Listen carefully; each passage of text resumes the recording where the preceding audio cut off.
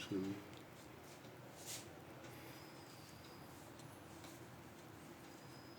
शुरू है ना? ठीक।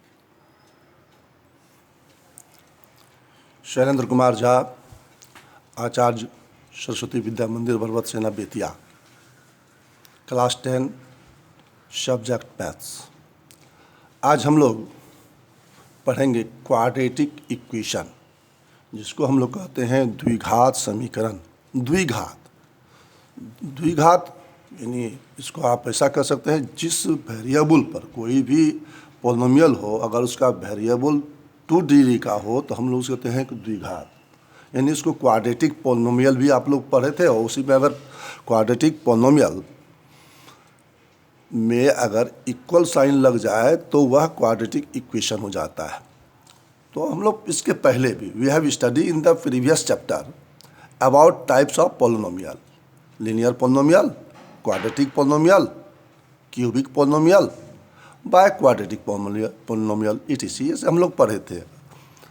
आज हम लोग उसी क्वाड्रेटिक पोलिनोमियल के बारे में विचार करते हैं। Now we will consider about the quadratic polynomial.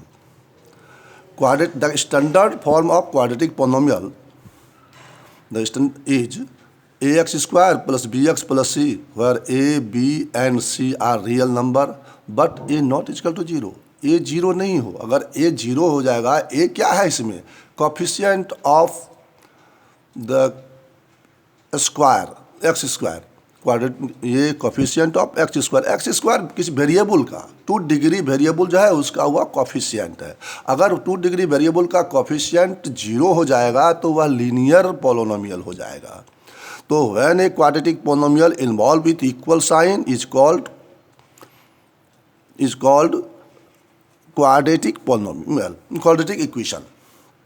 और इसको हम ऐसा भी कह सकते हैं, if the quadratic polynomial p x is equal to 0 is called quadratic equation. यानी क्वाड्रेटिक पोलिनोमियल, ध्यान दीजिएगा, क्वाड्रेटिक पोलिनोमियल का रिजल्ट अगर 0 आ रहा है, इक्वल साइन है और रिजल्ट 0 आ रहा है, तो वह क्वाड्रेटिक इक्वेशन कहलाता है।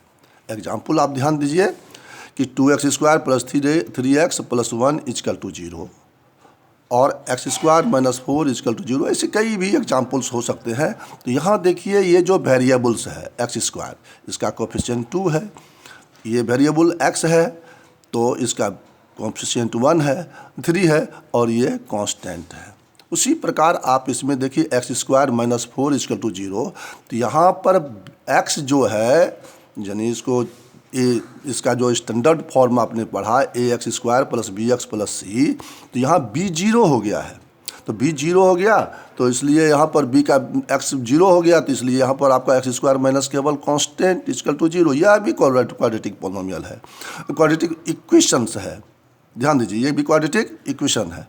तो जनरल फॉर्म और standard form of a quadratic equation is a x square plus B x plus c equal to 0, where a, b and c are real number but a not equal to 0। a 0 नहीं होगा। Here a is the coefficient of x square, b is the coefficient of x and c is the coefficient constant।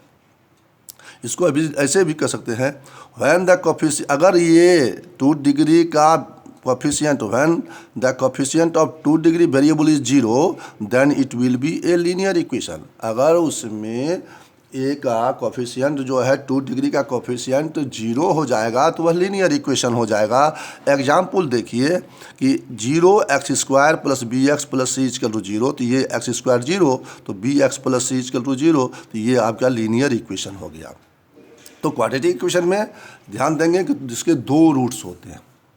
जैसे quadratic polynomial के 2 zeros होते हैं, उसी तरह इसमें भी क्वाड्रेटिक इक्वेशन के 2 रूट्स होते हैं। ध्यान दीजिएगा, इसको रूट्स बोलते हैं। उसमें 0 बोलते हैं, पोलिनोमियल बोलते थे, इसमें रूट्स बोलते हैं। इसमें और भी ध्यान देना है कि क्वाड्रेटिक पोलिनोमियल का जैसे हम लोग फैक्टर करके जीरोज निकालते हैं, उसी तरह से क्वाड्रेटिक इक्वेशन का भी हम फैक्टर मेथड से जीरो निकाल सकते हैं। ध्यान रखना है इस बात को। अब जैसे ध्यान दीजिए कि ये भी ध्यान देना है कि दिया हुआ जो एक्सप्रेशन है या दिया हुआ जो इक्वेशन है यह क्वाड्रेटिक है या नहीं, इसको भी हम लोग जांचना है। तो अब ध्यान दीजिए,